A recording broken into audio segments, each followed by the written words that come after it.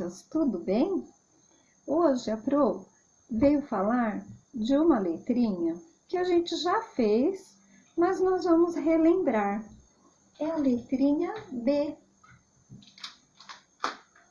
Olha, como vocês já fizeram, vamos só relembrar, tá?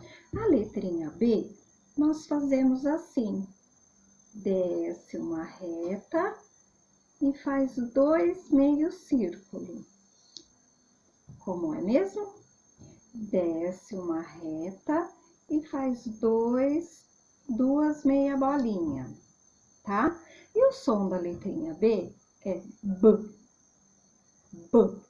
Repitam com a Pro. B. E eu trouxe algumas coisas que começam com a letra B. Uma delas vocês já sabem. Olha aqui, está no nosso painel. É uma bola. E hoje eu trouxe essa. Uma bola. E o que mais começa com a letra B? Biscoito. Biscoito. E olha, este, coincidentemente, é da marca Bauducco, que começa com B também. A Pro trouxe também um produto que a mamãe usa na cozinha, que começa com a letra B.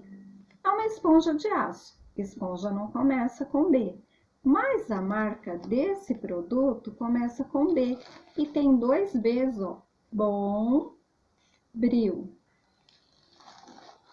E trouxe também isso daqui, que às vezes a gente usa na cozinha também, que é uma bucha de lavar a louça, né?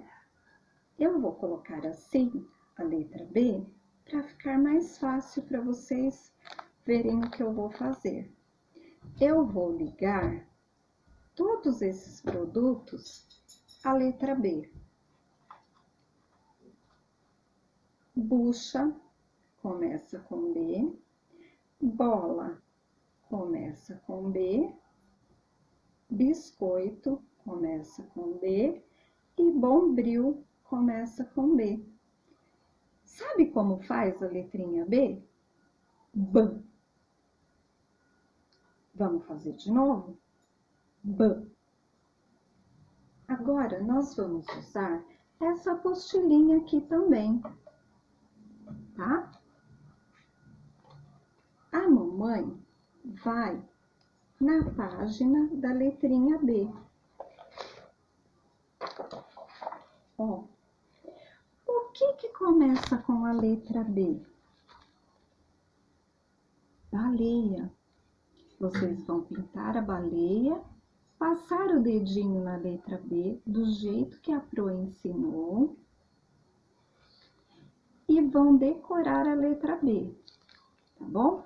Aqui vocês podem colar uma imagem de alguma coisa que comece com a letra B. Pode ser um desenho também, tá bom? Se não tiver nada para colar, pode ser um desenho.